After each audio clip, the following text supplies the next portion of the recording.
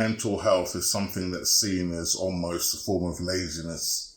So a lot of men especially would see that as something shameful to discuss.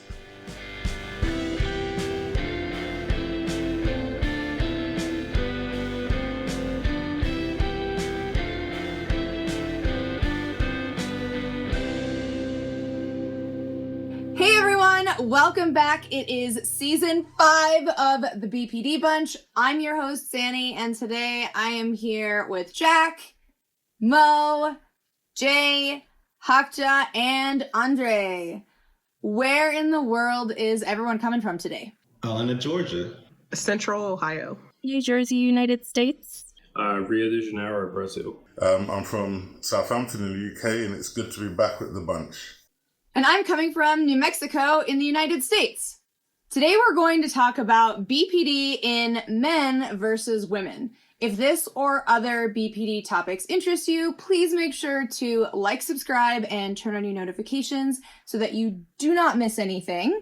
To start off, Jay and I are going to cover some of the relevant research in BPD in men and women. One of the most interesting facts is that the number of people who are diagnosed with BPD is different from how common it actually is.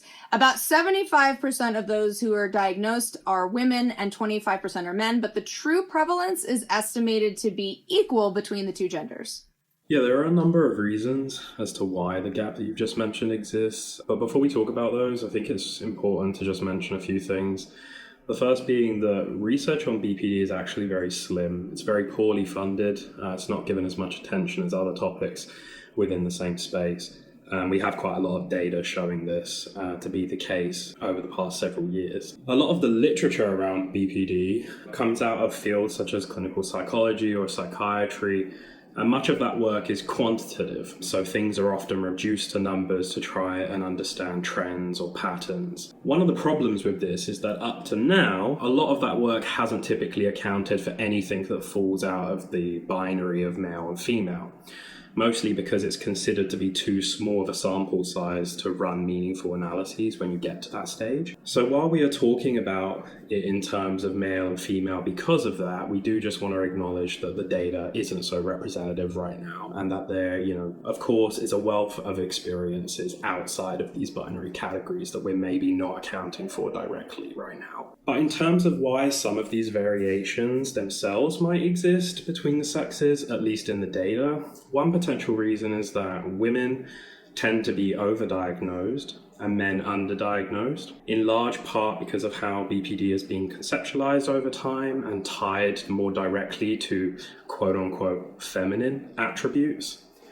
Another reason is sampling bias, which essentially just means that the context and backgrounds of participants and the differences between them can have quite a big impact on how representative the data is of the broader community. For example, if a lot of women with BPD self-harm and end up in hospital settings because of that, a biased approach would be to claim that this is representative of women suffering more with BPD because they are more highly represented in that specific space. Yeah, and the different ways that men and women show their symptoms might also explain why the rate of diagnosis is not the same as how common BPD is. Women with BPD are more likely than men to have a co-occurring eating disorder, anxiety disorder, or post-traumatic stress disorder. They're also more likely to receive psychological treatments like dialectical behavior therapy or cognitive behavioral therapy. Women are also more likely to show symptoms of emotional instability, unstable relationships, and engage in suicidal or self-harm behaviors. But even though different symptoms show more obviously, the level of emotional distress and psychological problems is the same for both genders. Something that I think is important to recognize is also how such distress or psychological problems are expressed is often the thing that is different rather than the experience of distress itself. So for example, men with BPD are statistically more likely than women to display quote unquote aggressive behavior or impulsivity, or to experience BPD alongside something like a substance use disorder. We tend to see higher rates of males utilizing drug and alcohol services as well, as opposed to psychotherapy or inpatient care at hospital. Where men do access these kinds of services, though, they also tend to have fewer sessions on average than women, or completely drop out of treatment during the process. And there could be a variety of reasons for that. While it's often suggested that men typically don't find these kinds of services as helpful as others, a lot of the data on this does come from Western countries, particularly the US, and so there are some barriers to us trying to understand how groups outside of the US and Europe tend to experience BPD and recovery. Obviously, there's a lot more that we could say on this topic. Jay and I went through several papers, all of which are linked down below in the description. So our references, you can check them out if you want more. We just picked some of the most interesting details to bring up for this episode. So now that we've covered an overview of that research, what do you think? Does your experience line up with the research? Why or why not? I'm really frustrated to hear what it says, just because I feel like for me personally, it's been the opposite. I had the angry outbursts and the violence and all these other issues, especially growing up. And then I think now going through treatment, I guess my BPD is more feminine in statistical terms of how it's showing up for me. So I thought that was interesting.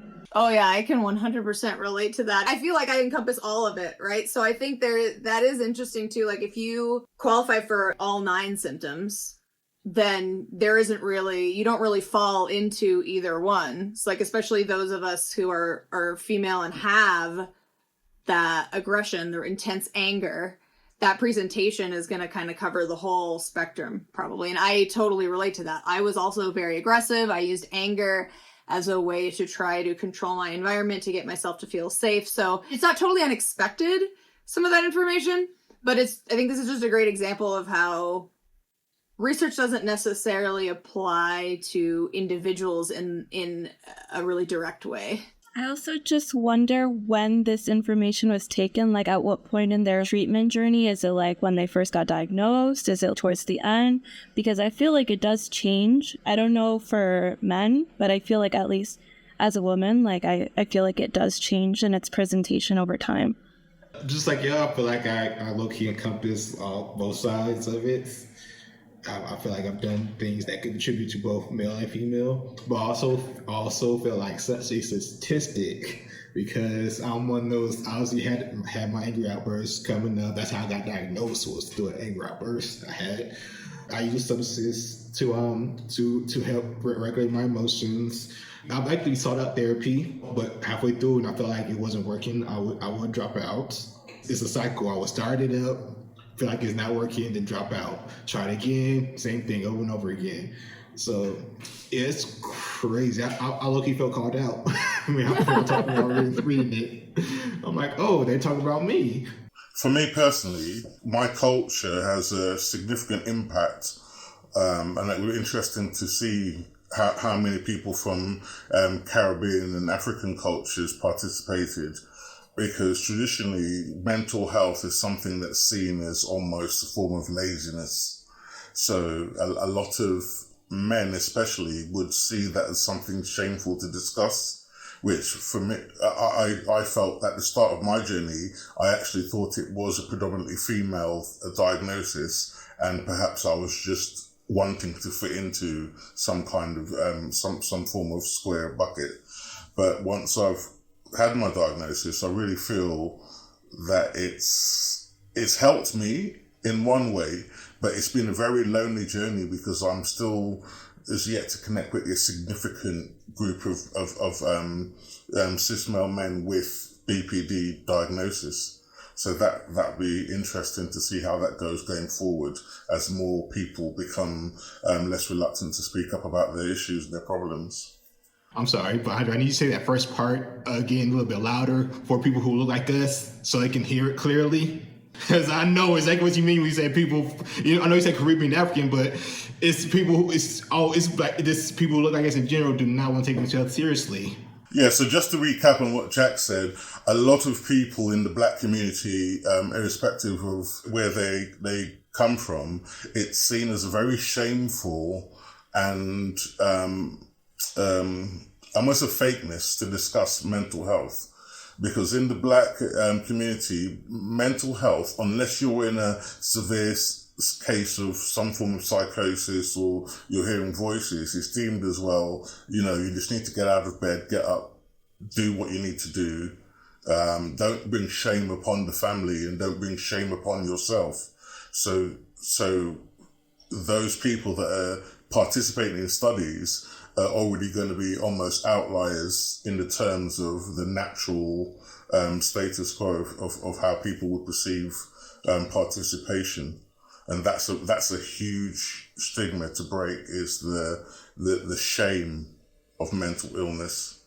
So this might make me sound boring or basic or something, but I found all of the statistics and stuff that you guys were talking about are all super relatable to me, for the female symptoms and the female forms of treatment and stuff. Because I also have eating disorders and things like that. So I thought it was interesting. Yeah, I feel like I've had some almost opposite experiences. So I actually think the fact that I'm a gay male and not I even know how to frame this. The language feels so off to me, but like not aggressive, not loud, not boisterous as a male actually contributed more to doctors feeling more comfortable giving me the diagnosis, because the doctors, when I had consultations with them, initially only flirted with the idea. Then the minute that they realized that I was gay, they were much more relaxed and liberal about pasting that on me. I don't really know why, but I guess contributes a little to that perception that BPD is feminine and something aligned with a bunch of feminine traits, which is obviously rubbish. But I think those ideas are so deeply entrenched in medicine that even maybe well-intentioned doctors still operate that way. Yeah.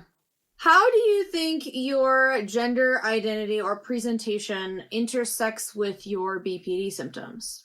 For me personally, the destructive patterns of behavior that were, for me, they were celebrated. I grew up in a very wild neighborhood where there was a lot of violence around me anyway, and, gang culture and things.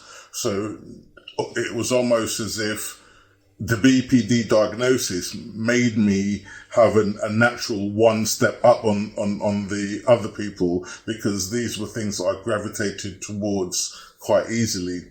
The impulsive nature, people never knew what they're going to get, and people would say things like, Andre, he's crazy. But, they'd love that about me. I'd be the person that they'd send in if there was a dispute to be had and they needed something to happen, someone that's not going to back down, for instance. What would often class as negative traits have been lauded by my community, the temperament, some of the negative traits, because it coincided with the whole macho man sort of image of this is something to be celebrated. So I never really realized how destructive and how wild my behavior was, because it was applauded. It was expected that I was, to be a man's man, and so all this behavior that comes with BPD was almost excused as if it were just a part of boys being boys, the old saying. You're talking about things like aggressive behavior? Yeah, definitely, yes, yeah. Both of my parents are working class from London, like the most loving people ever. But my dad, certainly when I was growing up, had just an expectation that as a boy I should be quote unquote rough and tumble and not walk a certain way, not talk a certain way, etc. And obviously when I was realizing that I was gay, I was hanging around with a lot more girls, and I think I was talking a little more camp and walking a little more camp, etc. And I guess how this intersects is I was much more emotional and more used to being vulnerable and talking about my emotions, and that was sort of seen as weird in my family dynamic and by other boys as well at school. I had absolutely zero male friends, and that wasn't by choice. when I think back to it about how, maybe that lines up with BPD and the BPD diagnosis, I mean, my invalidation started real young. Like, it was just everything that I was and did and said, and the way in which I did or said it was incorrect in some way. And I was sort of reminded this moving back to Brazil recently, where there are quite huge cultural differences for me, and those things can be really tough to navigate sometimes. And I was getting very dysregulated, and I spoke to my therapist about that. One thing she reminded me was like, Jay, you're like on guard all the time because you're being told everything that you're doing is wrong. The way that you're perceiving this or this or this is wrong. The way that you're saying this word in Portuguese is wrong, or the way that you're receiving this word from somebody else is wrong. And it's like, wow, that's probably why as a kid as well, I spent so much time feeling so off, because constantly everything that I was doing was being picked apart by people around me. When I heard you saying you were friends with like only girls, I was like, well, I was friends with only boys. I struggled really hard to make female friends, and I didn't really know why. I didn't know what I was doing wrong. Also, like, was I not girly enough? Like, did I not play with my Barbies enough? I don't know what I did wrong. I didn't really get it. But they don't really care about how you're behaving as much as like a girl group would. So I was allowed to just kind of be myself. It's funny that you should say that, because I grew up in a mostly matriarchal family. So up until now, even, the majority of my friends are actually girls. And you're the first person who's ever explained it in a way that makes a bit more sense to me why that might be true. Because I was always quite sensitive. I was called the sensitive child. I would cry about things. I would get up, that typically as a boy I was encouraged not to. And I think having my female friends, they never judged me for having like these softer traits. And vice versa. Yeah, my male friends wouldn't make fun of me for being so aggressive. Like, they would just treat me equally and fight me back. So it didn't matter. The thing that for me intersects the most with BPD was when I started my period. I now, looking back, feel like having a period was one of the most damaging parts of my whole BPD journey, because I also have PMDD. So PMDD, for those of you who don't know, is premenstrual dysphoric disorder. Kind of like a very severe form of PMS, and all of those things, like everything that I struggle with would get so much worse for that 1 week. And it made it really difficult to make significant progress in recovery, because there would be 3 weeks where I'd be moving forwards, especially in relationships, right? Like you make changes, you do something positive, and people start to trust you a little bit, but then you have this 1 week where it's so much harder to control everything. And then it just felt like I was always starting over at zero again, where it was just like collapsed.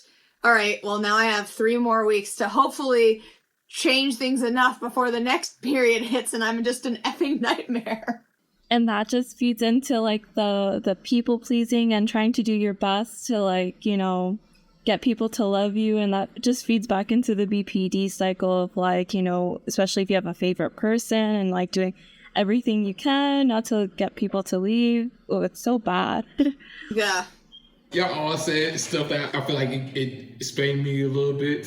Because growing up, I was diagnosed to my mid-20s, so I realized I had mental problems. I had mental health issues coming up. So I was, and depending on where I lived, if I lived with my mom, I was allowed to be more emotional. With my dad, I was expected to be more boyish, more mannish. So because I was constantly going back and forth, I was hard and emotional at the same time a lot of times. So I always tend to stick by myself, because you really had to have a specific taste to handle Jack. 1 minute he may be, cold and off-putting. The other minute he's crying his eyes out over because Walmart changed its color from blue to green, whatever.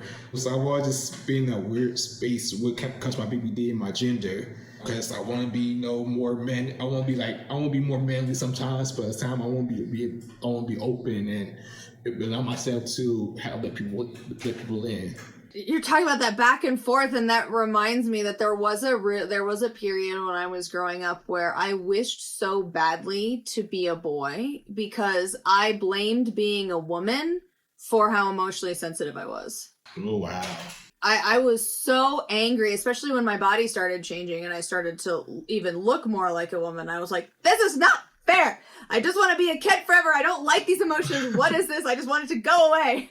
And to go in line with the research, like, I did also have an eating disorder. And I think that's part of where that piece of it all started, is that just like hatred for my body, because I thought it was because I was a girl that I was so emotional. And I was like, if I were a boy, none of this stuff would bother me. I would just be strong and angry and no one could make my soft heart break open. And of course that's not true, but that was my 10-year-old interpretation of what boys were like. For me, like, as someone with BPD, I think in a way being a girl or a woman was a blessing, because I think it's more socially acceptable for women to seek help and to get better treatment in the mental health field. So in that way, it was a blessing that I'm a woman who happens to have BPD. But in other ways, I feel like when I was younger, I was dismissed, you know, when I had my emotional outbursts and when I was going through so much emotional distress, people just dismissed it. Oh, you're a girl, you know, you're all bitchy, basically, you know. So it's a blessing and a curse in a way to be a female who has BPD. And I think also I had a lot of rage inside of me. I feel like anger and rage are a more socially acceptable emotion for men to show. So when you're a woman with rage, people think you're a monster, you know, and they call you all types of names. So that part of it definitely sucked. Hard relate. Something that this made me think about is how even in my case, women still got a lot of secondhand blame for my emotional states. Like, I remember a lot of people, parents, professionals, whatever, would often say things about how, like, I was behaving this way because I had only female friends. And so I was more emotional and I was bitchy and I was whiny or whatever, and I wasn't behaving like a boy should because I had no male friends, and so I was only influenced by catty girls that had it out for each other all the time. Like, it's so bizarre. And actually, as an adult, I attribute a lot of my, like, emotional depth and competency and ability to regulate now to actually having those friendships. I learned more from them than I ever did from any other men around me about those things. And there are plenty of reasons why, but yeah, it was bizarre.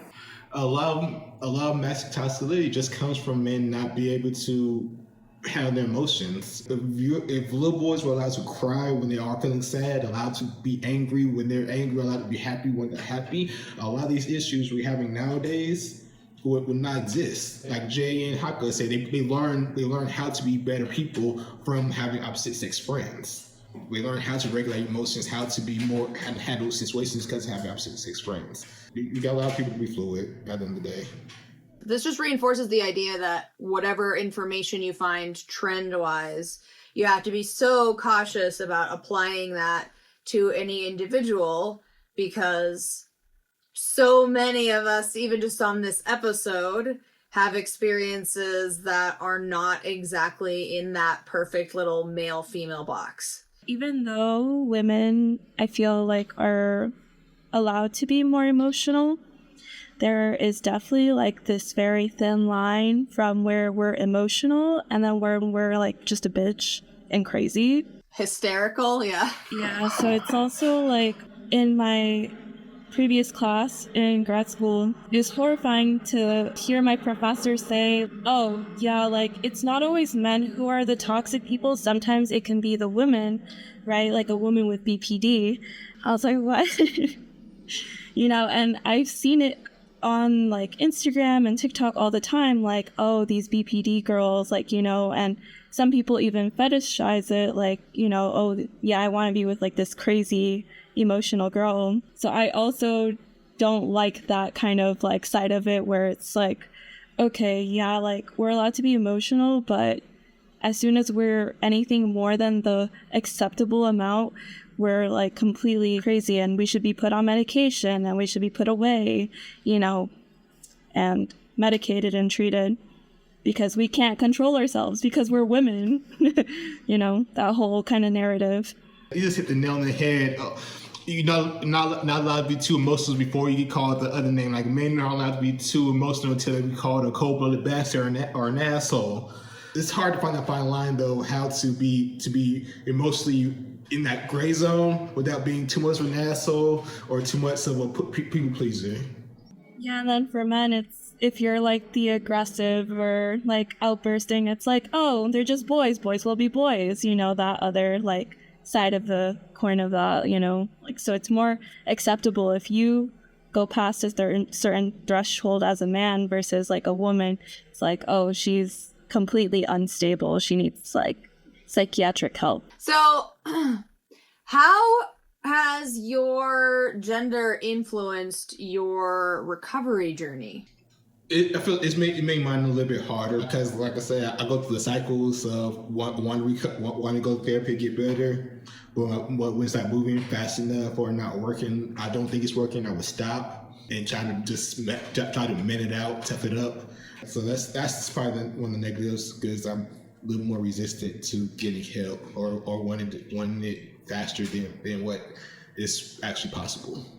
So for me, as someone who entered into the journey a lot later in life, the initial problem that I faced was the worry and fear of others around me in case talking about these things were going to bring things up or they were going to damage my credibility as someone who's already seen as a reasonably successful individual, and now I was talking about my problems.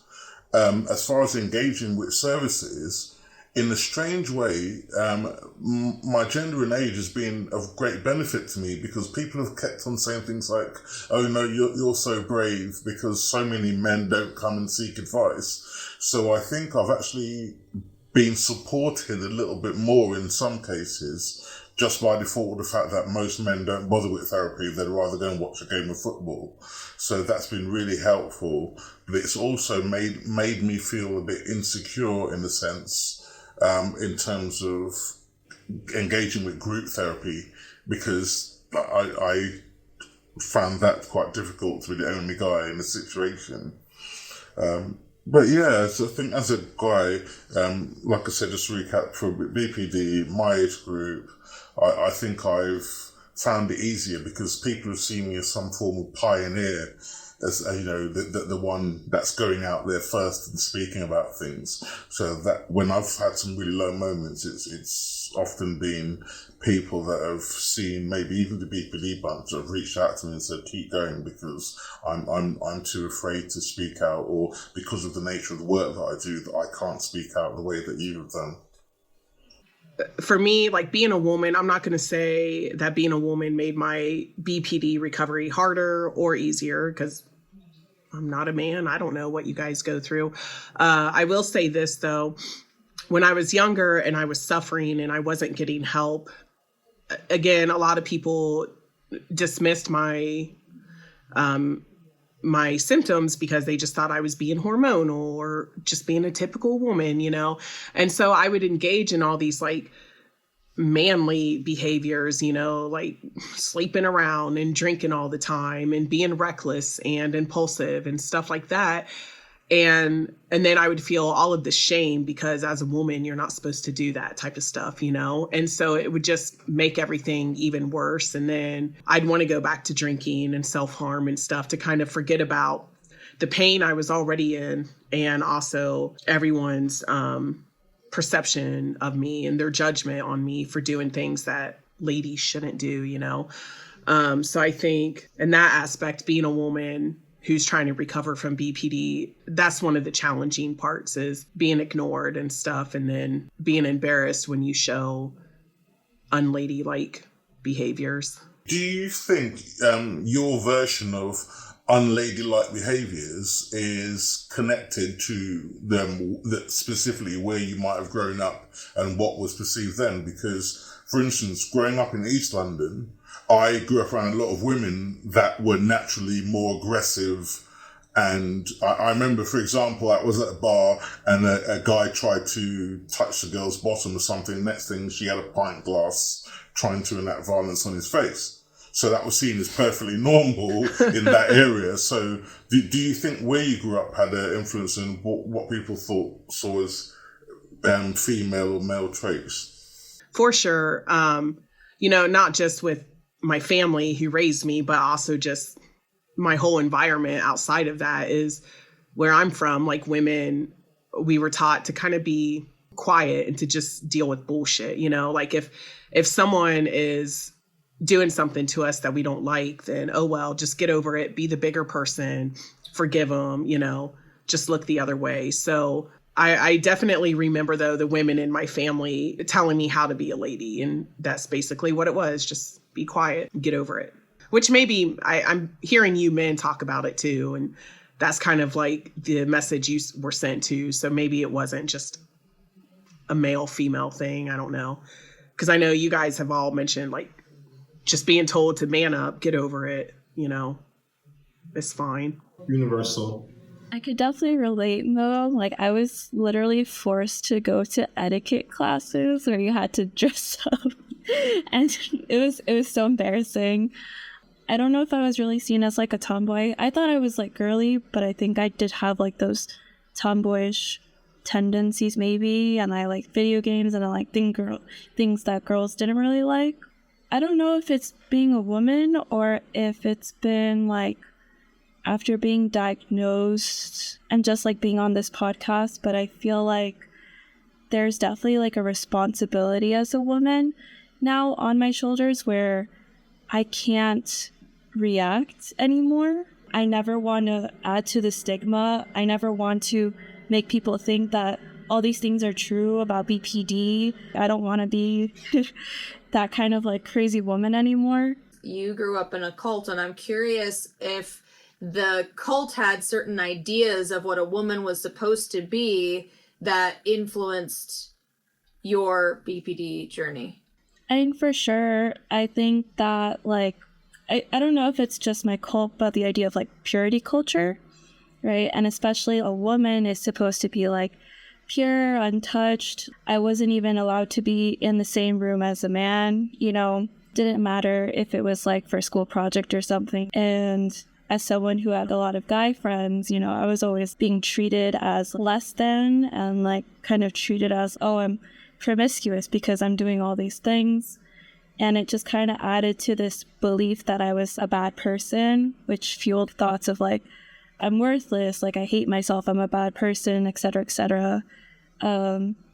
So yeah, it definitely had a huge impact because even if I did try to be girly, there was a very specific way to be girly that was acceptable. Like especially with clothes, like if I wore a dress, it had to be like no cleavage, right? Ideally below the knees. If I wore like shorts on a hot day, didn't matter.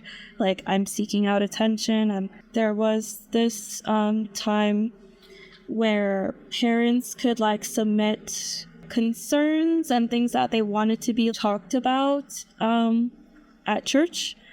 And one person's father was like, I need you to address the fact that women are wearing pants. It was a big thing because people were just like, yeah, like why are girls wearing pants and shorts? They should be wearing dresses and skirts. Like that's not feminine. That's not like proper. And I have had people like make comments to my parents because I was wearing shorts, and my mom would be like, what are you talking about? It's 90 degrees outside. That has nothing to do with whether she's like inappropriate or feminine. It's just hot outside. But people make comments all the time, and this was like a close community where if somebody says something, everybody hears it. There's no like secrets. As soon as something's out there, it's like general like knowledge. So your kind of value in society goes down, like as if you had like a score or something. Like they definitely like knock you down, and you're not seen as like marriage material anymore. So there was a balance that I had to like walk of how to be feminine, but an acceptable form of feminine. And I think that definitely affected a lot of things and like my self-confidence. Just like adding to this insecurity and these like dark thoughts that you have when you have BPD, like it definitely made it 10 times worse being in that environment specifically. Yikes. I'm glad you're out of that situation. Jay, what were you going to say? I don't think my gender has had a huge impact on it in many ways. However, one way that I can think where there is that intersection is my needs, experiences, or feelings are often just constantly invalidated in work environments or study environments because I'm a man. So the minute that I open my mouth and start talking, it's like anyone and everyone has an expectation that I should... That men don't whine and men just get over things quickly, and I think there's a lot of people that don't realize that they even have that bias, that they're treating me in a certain way because of it, and that's made recovery difficult because that is something that severely dysregulates me. I mean, it's annoying and unpleasant regardless, but it's something that I find particularly very dysregulating.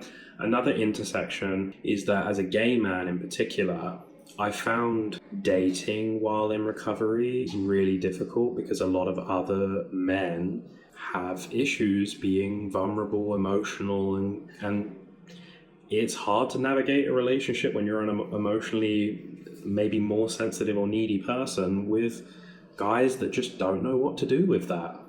And their fault or not, they just don't know what to do with it. And it's very dysregulating for me to have feelings for somebody and for it to just for it to constantly break down because, I feel something and that's perceived as like too much all the time, when it's not, it's just me feeling my feelings like anyone else. But those are the only two things that I can really think of. I would say gender hasn't been a big player for me in recovery otherwise.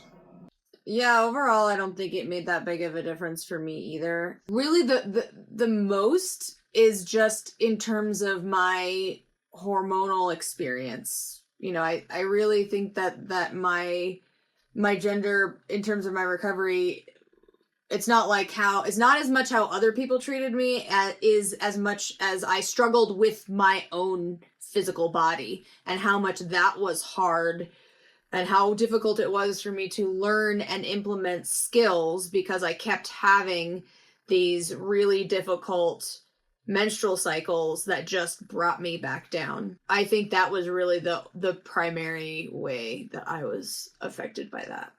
Does anybody have any final thoughts? It's been once again so wonderful and revealing that even though we identify with different genders, the story stays the same and continuous for a lot of our experiences, and it's so relatable. And for me specifically, all these people in the group who are decades younger than me are still telling stories that I can relate to. So in a sense, there's a beauty to be had in meeting your fellow people that have been diagnosed as well. It's not always a negative thing, because I think people concentrate too much on the negatives of mental illness and mental health struggles, but don't look at the fact that when you find your tribe, your others, genuinely, it gives you such a feeling of validation and connection. It brings happiness to my heart.